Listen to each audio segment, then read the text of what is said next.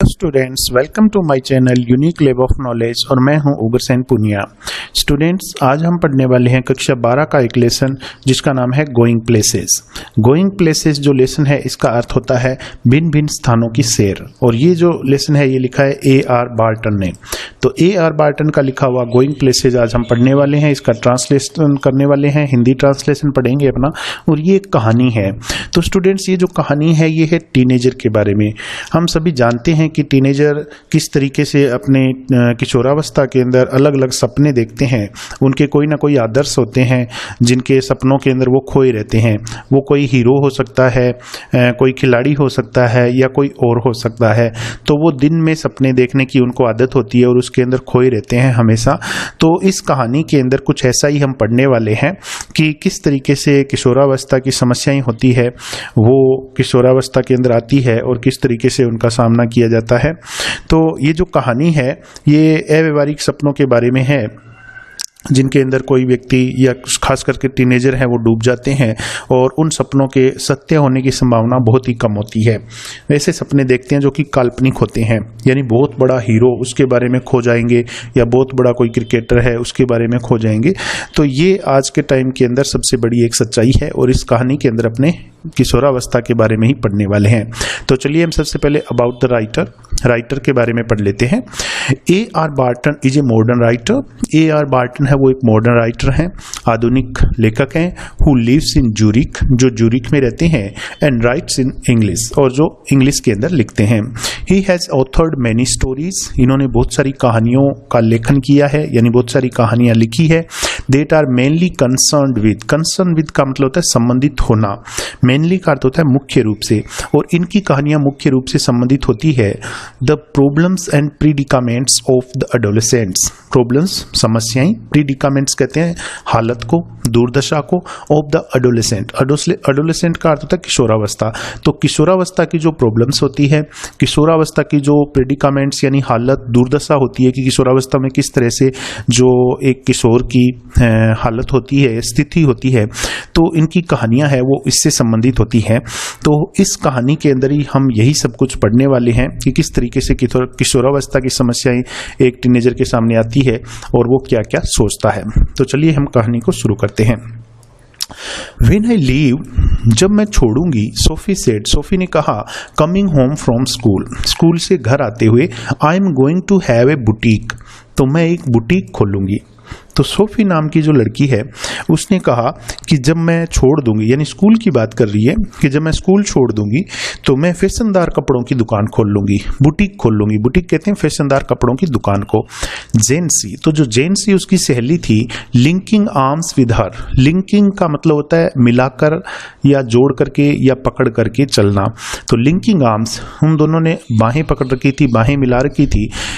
The street, और वो गली के अंदर जा रही थी। लुक डाउटफुल, तो जेंसी है वो थोड़ी सी डाउटफुल दिखाई दी, यानी हाथ में हाथ डाल के दोनों सहेलियां आ रही थी। सोफी ने जब ये बात बोली तो जेंसी है वो थोड़ी सी डाउटफुल, संदेहास्पद होगी, यानी उसको थोड़ा सा संदेह हुआ। टेक्स मनी, पैसे लगते हैं। सोफ समथिंग लाइक दैट, कुछ ऐसा करने के लिए कि तुम बुटीक खोलोगी, फैशनदार कपड़ों की दुकान खोलोगी, लेकिन ये दुकान खोलने के लिए पैसे लगते हैं। जेंसी ने कहा, आई विल फाइंड इट, मैं पा लूंगी, यानी मैं व्यवस्था कर लूंगी। सोफी सेड, सोफी ने कहा, steering far down the street, दूर गली के अंदर घूरते हुए, यानी गली के अंदर दूर ताकते हुए, घूरते हुए उसने कहा कि मैं व्यवस्था कर लूंगी पैसों की। टेक यू लॉन्ग टाइम, तुम्हें काफी सारा टाइम लगेगा। टू सेव दैट मच, इतने सारे पैसे बचाने के लिए तुम्हें काफी टाइम चाहिए होगा, काफी टाइम लगेगा। वेल, अच्छा, I will be a manager then, तो मैं फिर एक मैनेजर बन जाऊंगी। यस, हाँ, ऑफ कोर्स, निस्संदेह, टू बिगिन विद, जिससे मैं शुरुआत करूंगी कि मैं एक मैनेजर बन जाऊंगी शुरुआत के अंदर, तो वहां से मैं शुरुआत करूंगी। Till I have got enough, जब तक मेरे पास पर्याप्त पैसे नहीं आ जाएंगे तब तक मैं मैनेजर का काम करूंगी। बट एनीवे, लेकिन खैर, आई नो, मैं जानती हूं, just how it's all going to look, ये सब कैसा दिखने वाला है, यानी ये सब कैसा लगेगा ये मैं जानती हूं। They wouldn't make you manager state of Soph, तो जेंसी ने क्या कहा, they wouldn't make you manager, वे तुम्हें मैनेजर नहीं बना देंगे। स्टेट ऑफ का मतलब होता है तुरंत ही, सोफी। तो जेंसी ने कहा अपनी सहेली से कि सोफी तुम्हें तुरंत ही वे मैनेजर नहीं बना देंगे दुकान पर जाते ही। आई विल बी लाइक मेरी क्वांट, मैं मेरी क्वांट की तरह बनूंगी, यानी मेरी क्वांट राजकुमारी की तरह मैं बनूंगी। सोफी सेड, सोफी ने कहा। आई विल बी ए नेचुरल, मैं नेचुरल रहूंगी, स्वाभाविक रहूंगी। They will see it from the start, और शुरू से ही वे इसे देख लेंगे, यानी शुरुआत से ही उनको इस बात का पता चल जाएगा। I will have the most amazing shop, और मैं सबसे अमेजिंग शॉप जो है, अद्भुत दुकान जो है वो मैं खोलूंगी। This city is ever seen, जो इस शहर ने कभी नहीं देखी हो, यानी ऐसी दुकान मैं खोलने वाली हूं जो इस शहर में अब से पहले कभी नहीं हो। जेंसी, अब जो जेंसी थी, नोइंग, वो जानती थी, they were both earmarked. Earmarked का अर्थ होता है स्टूडेंट्स पहले से निर्धारित होना। For the biscuit factory, biscuit factory उनके लिए पहले से निर्धारित थी। और ये बात किसको पता थी? जेंसी को पता थी कि उनको बिस्किट फैक्ट्री के अंदर ही काम करना था, क्योंकि ये बहुत ज्यादा गरीब थे। बिकेम मेलानकली, मेलानकली का अर्थ होता है उदास हो जाना। तो वो उदास हो गई, क्योंकि उसको पता था इतने गरीब हैं और ये इतनी बड़ी बड़ी बातें कर रही है जिनका सच होने का कोई कुछ है ही नहीं, सच्चाई उन बातों के अंदर। तो वो थोड़ा सा उदास हो गई। सी विस्ड, उसने इच्छा की, Sophie wouldn't say these things, कि सोफी इस प्रकार की बातें ना करे। यानी उसने मन ही मन के अंदर सोचा कि सोफी जो है उसकी सहेली, उसके बारे में कि वो ऐसी बातें ना करे। When they reached Sophie street, जब वे सोफी की गली में पहुंचे, यानी जिस गली में सोफी का घर था वहां पर जब वे पहुंचे, जेंसी सेड, तो जेंसी ने कहा, it's only a few months away now, अब कुछ ही महीने बचे हुए हैं, यानी कुछ ही महीनों की बात है। Soph you really should be sensible, sensible का अर्थ होता है समझदार। तुम्हें वास्तव में समझदार बनना चाहिए, यानी तुम्हें समझदारी दिखानी चाहिए, ऐसी बातें नहीं करनी चाहिए। They don't pay well for shop work, कि वे शॉप वर्क के लिए अच्छा भुगतान नहीं करते हैं, यानी तुम दुकान पे काम करोगी, मैनेजर बन जाओगी तो तुम्हें ज्यादा पैसे नहीं मिलेंगे। यू नो दैट, तुम ये जानती हो। Your dad would never allow it, और तुम्हारे पिताजी इसके लिए कभी अलाउ नहीं करेंगे, कभी अनुमति नहीं देंगे दुकान पर काम करने के लिए।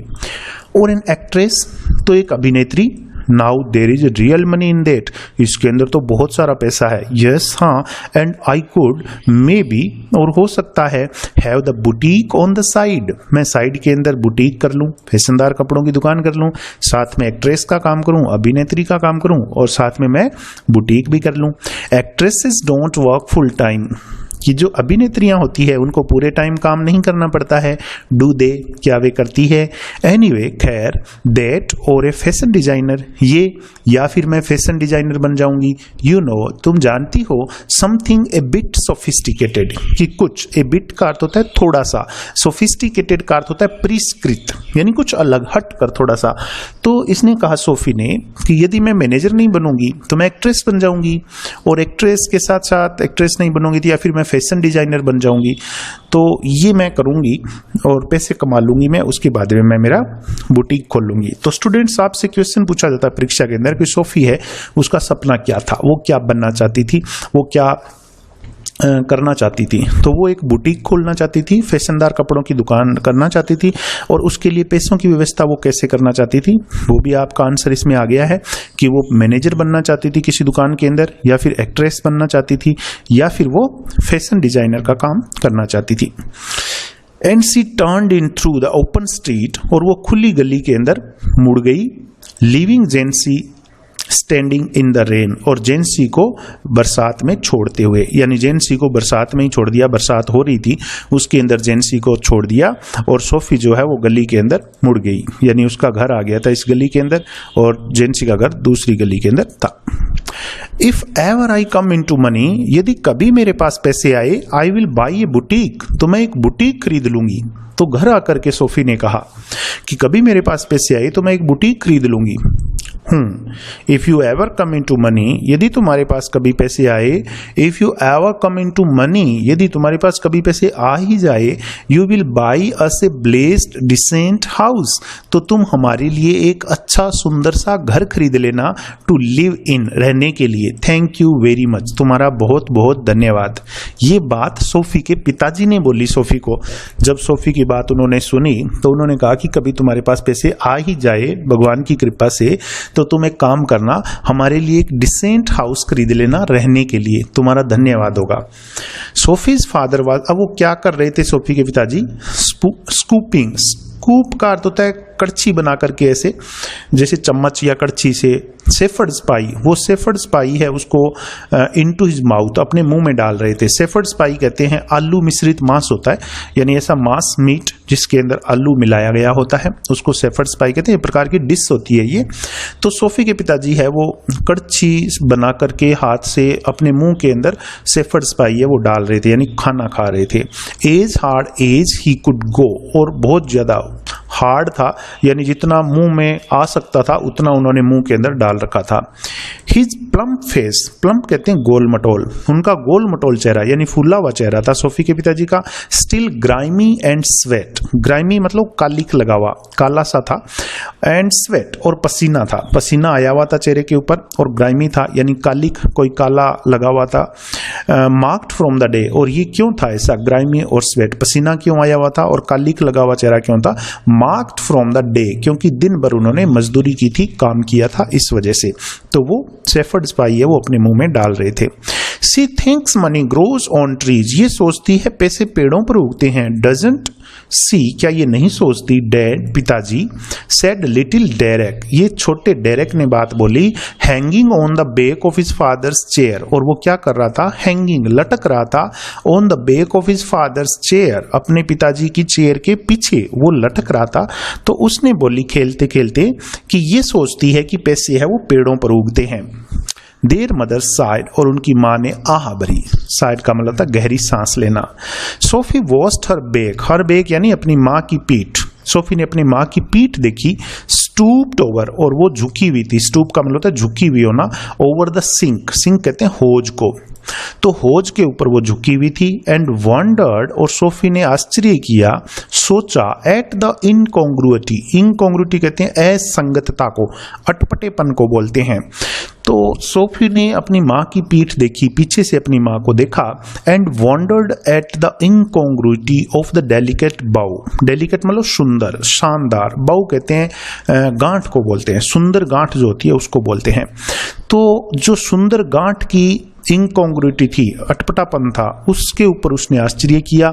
और ये गांठ जो है डेलिकेट बाउ, ये कहां पर लगी हुई थी? विच फासन, और ये गांठ है ये बांध रही थी हर एप्रन स्ट्रिंग्स, सोफी की माँ के एप्रन जो था, चोगा जो पहना हुआ था, स्ट्रिंग्स उसकी डोरियों को, यानी पीछे से जो डोरियां थी उस चोगे की, जो बड़ा सा चोगा पहना हुआ था उसकी डोरियां है वो पीछे बंधी हुई थी। फासन का मतलब होता है बांधना या गांठ लगा देना। तो वो जो गांठ थी, सुंदर गांठ लगी हुई थी पीछे, उसकी इनकॉन्ग्रुइटी के ऊपर इसने आश्चर्य किया या सोचा। द डेलिकेट सीमिंग बाउ, अब ये जो सुंदर दिखाई देने वाली गांठ थी, एंड द क्रूकेड बैक, और जो मुड़ी हुई पीठ थी उसको उसने देखा पीछे से। क्रूकेड मतलब मुड़ी हुई, झुकी हुई। The evening had already blackened in the windows, अब जो शाम थी, had already blackened in the windows, उसने खिड़की में पहले ही अंधेरा कर दिया था।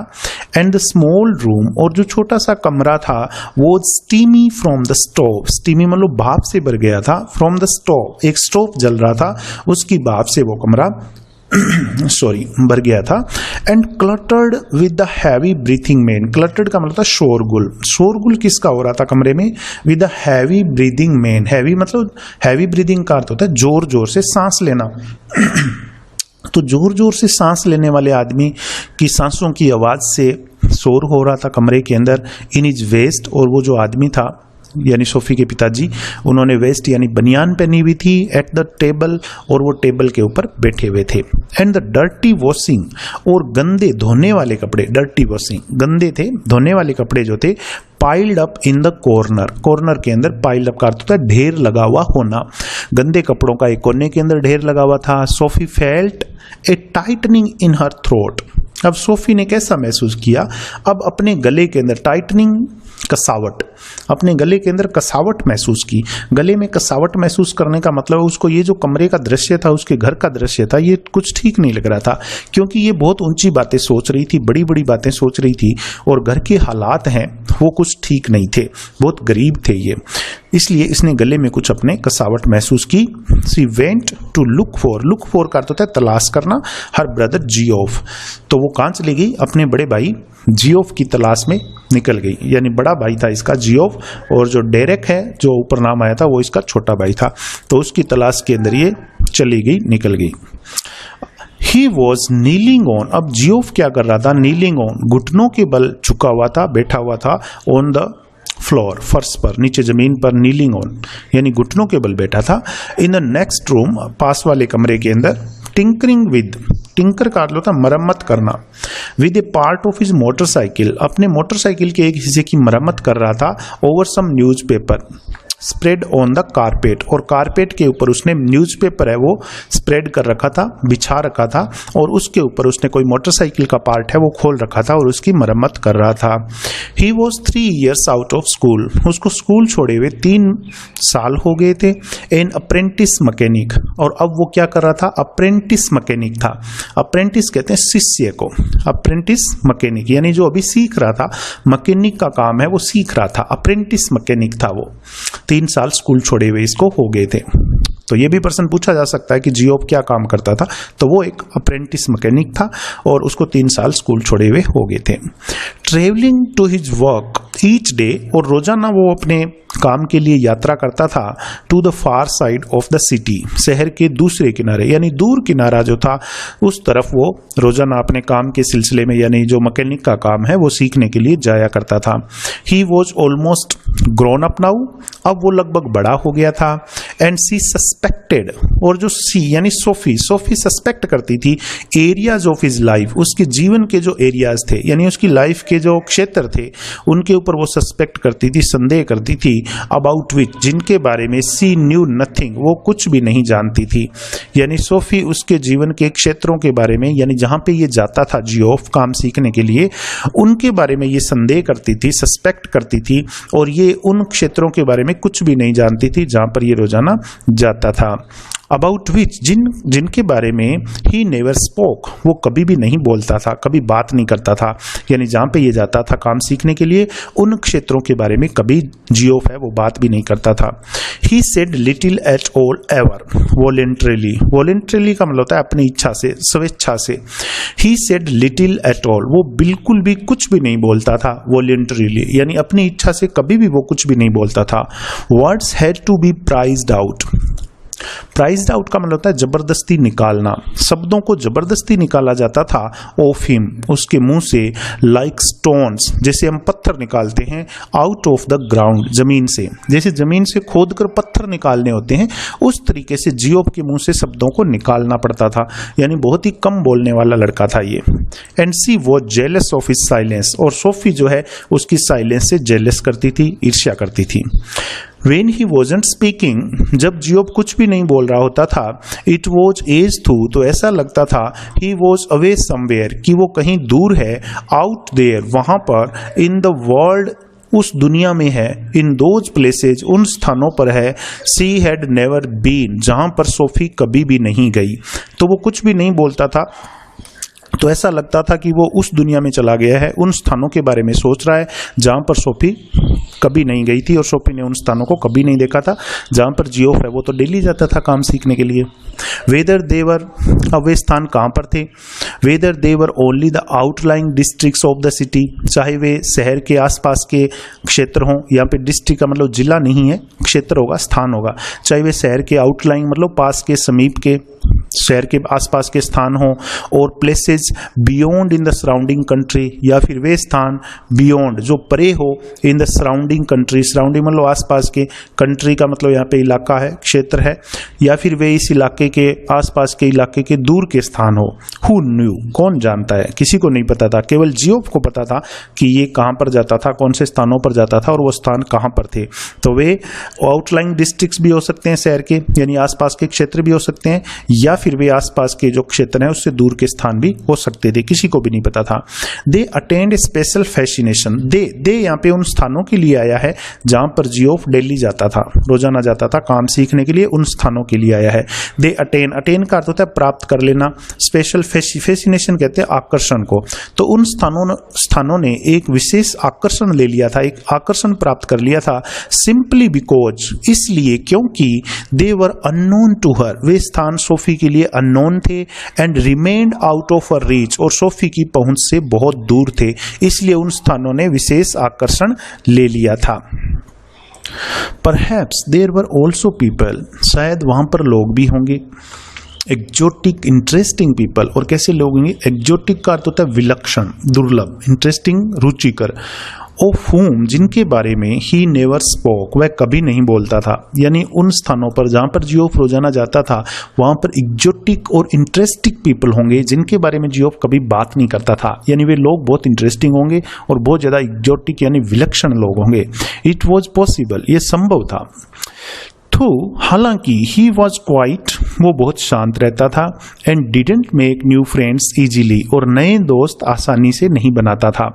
She long to know them, long to का अर्थ होता है इच्छा करना। अब सोफी ने उनको जानने की इच्छा की, यानी मन ही मन के अंदर इसकी लालसा हुई कि वो उसके दोस्तों को जाने कि कौन कौन से उसके दोस्त हैं। हालांकि वो बहुत ही कम दोस्त बनाता था, लेकिन फिर भी सोफी उनको जानना चाहती थी। सी विस्ड, सोफी ने इच्छा की, she could be admitted more deeply, कि उसको और ज्यादा गहराई से स्वीकार किया जाएगा, इनटू हर ब्रदर्स अफेक्शंस, उसके भाई के प्यार में। अफेक्शन कहते हैं प्यार को, स्नेह को, यानी उसका भाई उसको और भी ज्यादा प्यार करेगा, ऐसी उसने इच्छा की। एंड दैट सम डे, और फिर किसी दिन, he might take her with him, वो उसे अपने साथ ले जाएगा, यानी जहां पे काम सीखने जाता है वहां पर अपने साथ लेकर चला जाएगा। हालांकि देयर फादर फॉरबेड इट, उनके पिताजी ने इसके लिए मना कर रखा था। फॉरबेड का अर्थ होता है मना करना। And Geoff had never expressed an opinion, express का अर्थ होता है व्यक्त करना, और जियोफ है वो कभी भी एक ओपिनियन है वो नहीं देता था, उसकी कोई राय नहीं थी। सी न्यू, अब सोफी जानती थी, he thought her too young, कि जियोफ सोचता था कि ये बहुत ज्यादा छोटी है, टू यंग यानी बहुत ज्यादा छोटी है अभी। सोफी ऐसा जानती थी कि जियोफ मुझे बहुत ज्यादा छोटी समझता है, अभी बच्ची समझता है, इसलिए अपने साथ नहीं लेकर जा रहा है। एंड सी वॉज इम्पेशेंट, और जो सोफी है वो कैसी थी? इम्पेशेंट का अर्थ होता है अधीर, व्यागर, व्याकुल, और सोफी है वो बहुत ज्यादा इम्पेशेंट थी।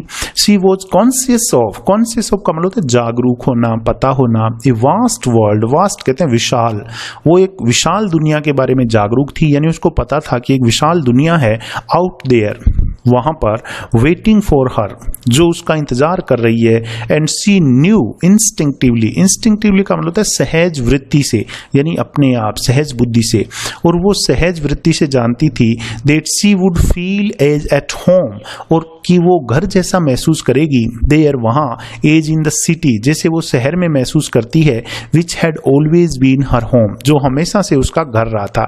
यानी अगर वो उन स्थानों पर चली गई जहां पर जियोफ रोजाना काम सीखने के लिए जाता है, तो वहां पर यदि चली भी गई तो सोफी ये जानती थी कि उसको घर जैसा ही लगेगा, उसको पराया नहीं लगेगा, उसको बिल्कुल वैसा ही लगेगा जैसा अभी शहर के अंदर ये घर में रहती है।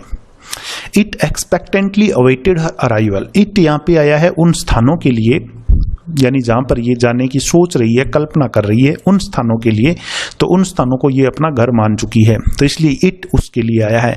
एक्सपेक्टेंटली का अर्थ होता है आशा पूर्वक, अवेटेड हर अराइवल, तो ये जो स्थान है ये उसके पहुंचने का, उसकी अराइवल का, यानी सोफी के पहुंचने का आशा पूर्वक इंतजार कर रहे हैं। सी सॉ हरसेल्फ, सोफी ने अपने आप को देखा, यानी मन में सोचा, इसने कल्पना की, राइडिंग देयर, कि ये सवार होकर के वहां पे जा रही है, बिहाइंड जियोफ, जियोफ के पीछे, यानी कोई बाइक पे सवार होकर के जियोफ के पीछे बैठी हुई है और उन स्थानों पर जा रही है, कल्पना कर रही है, ये वास्तव में नहीं जा रही है लेकिन ये कल्पना कर रही है। ही वोर न्यू, अब कल्पना में ये क्या सोच रही है? ही वोर न्यू शाइनिंग ब्लैक लेदर्स, कि इसके भाई ने, जियोफ ने, एक नया शाइनिंग चमकदार ब्लैक लेदर्स, काले रंग का लेदर का, यानी चमड़े का कोट पहना हुआ है, चमड़े के कपड़े पहने हुए हैं।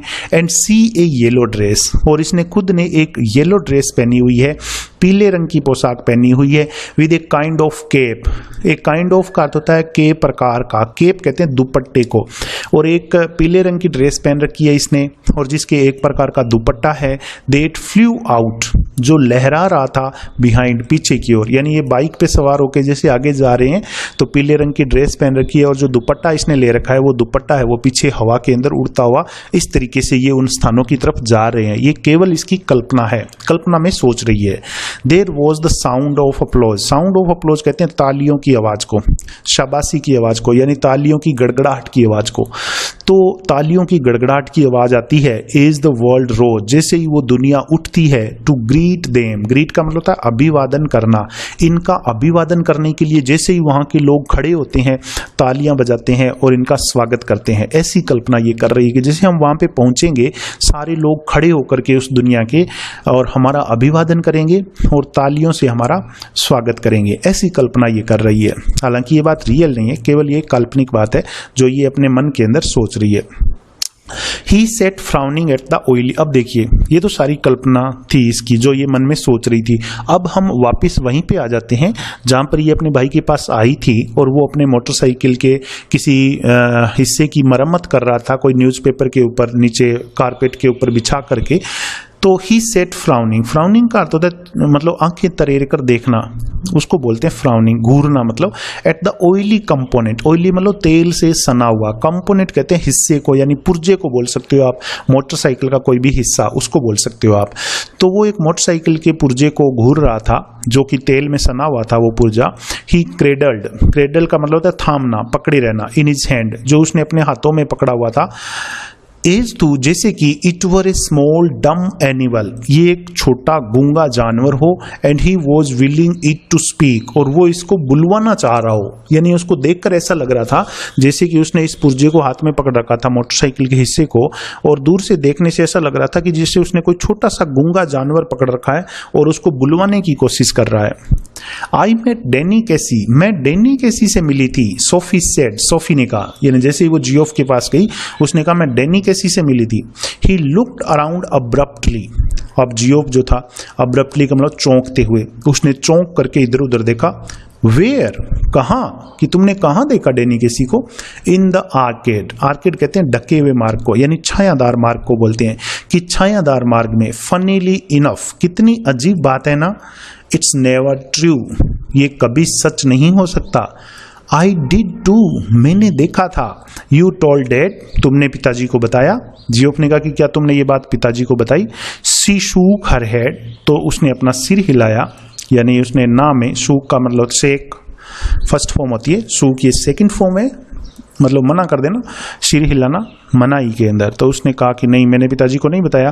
चेसन, चेसन का मतलब होता है आहत होना, चेसन दैट इज अनअवेयरनेस, वो जियोफ की अनअवेयरनेस, यानी जियोफ को पता नहीं था। अनअवेयरनेस का मतलब होता है कोई चीज पता ना होना, तो वो आहत हुई। आहत किस बात पे हुई थी, एट हिज अनअवेयरनेस, जियोफ की अनअवेयरनेस पर वो आहत हुई, दुखी हुई। That he was always the first, कि जियोफ हमेशा वो पहला व्यक्ति होता था टू शेयर हर सीक्रेट्स, जिसके साथ वो अपने सीक्रेट्स है वो शेयर करती थी।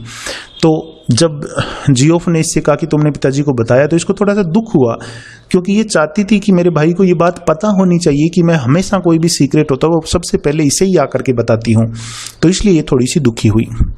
आई डोंट बिलीव इट, मैं इसका विश्वास नहीं करता, जियोफ ने कहा। There I was looking at the clothes, वहां पर मैं कपड़े देख रही थी। इन रोएस विंडो, रोएस विंडो के अंदर, रोएस विंडो जो थी वहां पर मैं कपड़े देख रही थी। व्हेन समवन केम, तभी कोई व्यक्ति आया। And stood beside me, beside का मतलब बगल में, पास में, और मेरे पास आकर के खड़ा हो गया। एंड आई लुक्ड अराउंड, और मैंने इधर उधर देखा। And who should it be, तो ये कौन होना चाहिए, बट डैनी केसी, डैनी केसी के अलावा। बट का अर्थ होता है के अलावा, और ये डैनी केसी के अलावा और कौन हो सकता था। तो सोफी ने बताया कि मैं रोएस विंडो पर गई थी, वहां पर मैं कपड़े देख रही थी। ये रोएस विंडो कोई दुकान का नाम हो सकता है या कोई कपड़ों की कोई जगह हो सकती है जहां पर ये कपड़े देख रही थी। तो इसने कहा कि मैं वहां पे कपड़े देख रही थी और कोई आया मेरे पास खड़ा हो गया, और जब मैंने देखा इधर उधर तो ये और कौन हो सकता है, ये डैनी केसी था। ऑल राइट, ठीक है। What does he look like, वो कैसा दिखाई देता है। तो जियोफ ने पूछा चलो बताओ कि what does he look like, वो कैसा दिखाई देता है, तुमने उसको देखा है, मान लेता हूं, कैसा दिखाई देता है ये बताओ। ओ कम ऑन, अरे चलो, you know what he looks like, तुम जानते हो कि वो कैसा दिखाई देता है। क्लोज टू, जैसे, आई मीन मेरा मतलब क्लोज टू का मतलब होता है जैसे। तो जियोफ ने कहा जैसे, हाँ बताओ कैसा दिखाई देता है। वेल अच्छा, ही हैज ग्रीन आईज, उसकी हरी आंखें हैं, जेंटल आईज, सुंदर आंखें हैं, and he is not so tall as you, और वो उतना लंबा नहीं है जितने तुम हो, यू वुड थिंक, जितने तुम सोचते हो, कि वो उतना लंबा नहीं है, एज यू वुड थिंक, जितना तुम सोचते हो, यानी लंबाई उसकी थोड़ी सी कम है। She wondered if she should say, अब वंडर का मतलब होता है सोचना, आश्चर्य करना, वैसे यहाँ पे अर्थ है सोचना। सी वंडर्ड, उसने सोचा, if she should say about his teeth, क्या कि उसके दांतों के बारे में भी बताए या ना बताए, यानी डैनी केसी के दांत कैसे थे इस बारे में अपने भाई को बताए या ना बताए, इस बारे में उसने थोड़ा सा सोचा। बट डिसाइडेड अगेंस्ट इट, लेकिन उसने इसके विरुद्ध में निर्णय लिया, यानी अगेंस्ट रही, वो नहीं बताना चाहती थी डैनी केसी के दांतों के बारे में, और उसने नहीं बताया। Their father had washed, अब उनके पिताजी ने स्नान कर लिया था। When he came in, जब वो अंदर आए तो उन्होंने स्नान कर लिया था। And his face and arms were shiny, उनका चेहरा और उनकी बाजुएं शाइनी हो गई थी, चमकीली हो गई थी। एंड पिंक, और गुलाबी रंग की हो गई थी। And he smelled of soap, और उनके अंदर साबुन की खुशबू आ रही थी अब, क्योंकि स्नान करके आए थे ना नए नए अभी अभी। ही स्विच्ड ऑन द टेलीविजन, उन्होंने क्या किया, स्विच ऑन किया टेलीविजन का, यानी टीवी ऑन किया, टीवी को चलाया। Toast one of little Derek shoes, toast मतलब उछाल दिया, one of little Derek shoes, छोटे डेरेक का एक जूता, यानी जूतों में से एक जूता उछाल कर फेंक दिया। फ्रॉम ए चेयर, जो उनकी कुर्सी पर पड़ा हुआ था, कुर्सी से उठाकर इन्होंने फेंक दिया। Onto the sofa, sofa पर फेंक दिया। And sat down with a grunt, grunt का मतलब बड़बड़ाना, और बड़बड़ाहट के साथ वहां पर बैठ गए। जूता पड़ा हुआ था तो उनको अच्छा नहीं लगा, उछाल दिया दूसरी तरफ और बैठ गए कुर्सी पर। Sophie met Danny Casey, Sophie Danny Casey से मिली थी। जियोफ सेड, जियोफ ने कहा, अब जियोफ ने बोल दिया अपने पिताजी को कि सोफी कह रही है कि ये डैनी कैसी से मिले थी। सोफी रिगल्ड, रिगल्ड का मतलब छटपटाना, तो सोफी है वो छटपटाई। Where she was sitting at the table, जहां पर वो बैठी हुई थी टेबल के ऊपर, वहीं पर वो छटपटाई, थोड़ी सी असहज हो गई सोफी जो थी वो। Her father turned his head on his thick neck, अब उनके जो पिताजी थे, turned his head on his thick neck, अपनी मोटी गर्दन पर अपना सिर घुमाया, to look at her, Sophie को देखने के लिए। हिज एक्सप्रेशन, उनके जो हाव भाव थे, एक्सप्रेशन थे, वॉज वन ऑफ डिस्डेन, वो कैसे थे, डिस्डेन कहते हैं तिरस्कारपूर्ण, यानी ज्यादा अच्छे नहीं थे, आप ऐसा बोल सकते हो। डिस्डेन तिरस्कार को बोलते हैं, तिरस्कारपूर्ण उनके हाव भाव थे। इट्स ट्रू, ये सच है, जियोफ सेड, जियोफ ने कहा। तो जियोफ ने अपने फादर से कहा ये सच है, ये कह रही है मुझसे। I once knew a man, मैं भी कभी एक आदमी को जानता था, who had known Tom Finney, जो टॉम फिनी को जानता था। हिज फादर सेड रिवरेंटली, उनके पिताजी ने सम्मान पूर्वक कहा, रिवरेंटली सम्मान पूर्वक कहा। टू द टेलीविजन, टेलीविजन की तरफ देखते हुए उन्होंने कहा कि मैं भी कभी एक आदमी को जानता था जो टॉम फिनी को जानता था, but that was a long time ago, लेकिन ये बहुत समय पहले की बात है। यू टोल्ड अस, आपने हमें बताया है, जियोफ सेड, जियोफ ने कहा कि आपने ये बात तो हमें बहुत पहले ही बता दी है। Casey might be that good someday, कैसी किसी दिन उतना अच्छा हो सकता है, जियोफ ने कहा अपने पिता से। Casey might be that good someday, कि डैनी कैसी है वो भी किसी दिन उतना अच्छा हो सकता है। जो आपने बता रहे हो आपकी टॉम फिनी जितना अच्छा वो हो सकता है। बेटर देन दैट इवन, और उससे भी अच्छा हो सकता है। ही इज द बेस्ट, वो तो सबसे अच्छा है कि उससे भी अच्छा हो सकता है वो।